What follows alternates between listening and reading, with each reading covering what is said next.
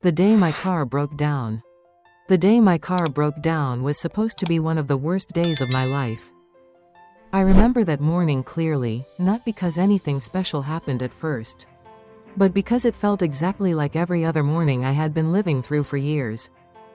The alarm went off at 6:15 a.m., sharp and unforgiving. I hit snooze, once, twice, 3 times. By the time I finally sat up in bed, my chest already felt tight, as if I had started the day behind some invisible finish line. I hadn't even touched the floor yet, and I was already late in my head, late in my life, late in becoming whoever I thought I was supposed to be by now. I showered quickly, barely noticing the warm water on my skin. My mind was already racing ahead, emails I hadn't answered, meetings I wasn't ready for, mistakes I hoped no one would notice. I dressed in clothes that looked professional but felt heavy, like a costume I wore 5 days a week. In the kitchen, I poured coffee into a travel mug I barely remembered buying. I didn't sit down. I never did anymore. Sitting felt like a luxury I couldn't afford. As I locked the door behind me, a thought flickered across my mind. I'm tired, but I pushed it away the way I always did. Being tired had become normal, almost comforting. At least it meant I was still moving. The drive to work was familiar to the point of numbness. Same roads, same traffic lights, same billboards promising happiness in exchange for money. I merged onto the highway, already rehearsing what I would say in the meeting I was late for. That's when I felt it. A strange hesitation beneath my foot. A soft shudder. Then a sound I didn't recognize, half cough, half sigh. I pressed the gas pedal again. Nothing. The dashboard lights flickered like nervous eyes. The steering wheel vibrated gently, as if the car itself was unsure of what to do next. No, I whispered. Not today. But the car didn't respond to pleading. It slowed down, forcing me to pull over to the side of the road. I turned on the hazard lights, their steady blinking mocking my urgency. Cars flew past me at full speed, wind shaking my windows. No one slowed down, no one looked. Everyone was late for something of their own. I sat there gripping the steering wheel, my heart pounding, not with fear, but with anger. I was angry at the car. Angry at the timing. Angry at myself. Of all days, why this one?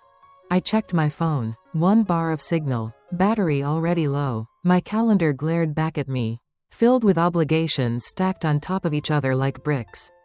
I imagined the looks I'd get when I finally arrived. The polite disappointment, the subtle judgment, the reminder that I was replaceable. That time was money, and I was wasting both.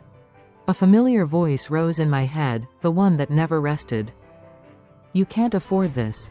You're already behind. You always mess things up. I leaned back in my seat and closed my eyes.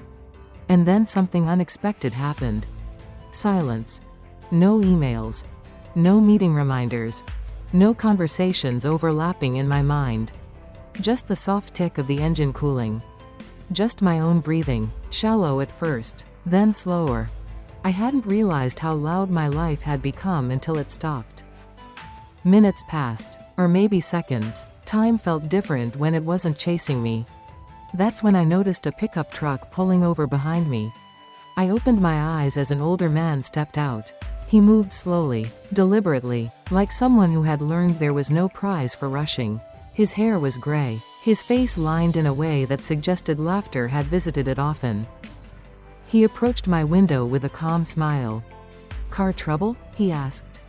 I nodded, embarrassment washing over me. Yeah, worst timing possible. He glanced at the road, then back at me. Timing usually feels that way, he said. He helped me pop the hood and took a quick look, not really fixing anything, but offering presence. Sometimes that's enough. He asked if I needed help calling a tow truck. As we waited, we talked about nothing important. The weather, how traffic had gotten worse over the years, how cars weren't built the way they used to be. There was no pressure in his voice, no sense of urgency. Before he left, he looked at me for a moment and said, "Maybe this breakdown is keeping you safe." I smiled politely, unsure what to say. It sounded like something people say to make sense of bad luck. But his words stayed with me after he drove away. The tow truck arrived eventually, hauling my car to a nearby repair shop. The mechanic glanced under the hood, then shook his head. "It'll take a while," he said, "few hours at least." I called my office, bracing myself. "I'm so sorry," I said, "my car broke down. I don't know when I'll make it in." There was a pause on the other end of the line. Then my manager said something I didn't expect. "Take the day," she said, "you've been pushing yourself too hard." I hung up the phone feeling strangely hollow. For years, I had believed that if I stopped, even for a moment, everything would fall apart. And yet, the world kept spinning without me. With nowhere to be and time I hadn't planned for, I wandered across the street to a small cafe, the kind of place I usually passed without noticing. I ordered coffee and sat by the window. Outside, people walked by unhurried. A woman laughed into her phone.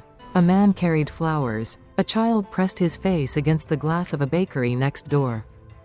Life was happening, quietly, gently. And for the first time in a long while, I wasn't rushing through it. I stayed there longer than I meant to. I didn't check my phone. I didn't plan my next move. I just existed. When my car was finally ready, the mechanic pulled me aside. "You're lucky," he said. "Another 10 minutes on the highway and this could have been dangerous." A chill ran through me. I thought about the stress, the rushing, the way I had been living on autopilot. That night, I drove home slowly. I noticed the sky changing colors. The way the road curved gently instead of aggressively. The quiet hum of the engine. And something shifted. I realized that not every delay is a punishment. Not every breakdown is a failure. Some things stop you because they love you. Some moments arrive late to protect you. Some breakdowns quietly save your life. Since that day, I've learned to pause when plans fall apart. I take a breath. And I remind myself, maybe this isn't ruining my day. Maybe it's rerouting my life. Thank you for listening. Please like and subscribe so you don't miss any meaningful stories.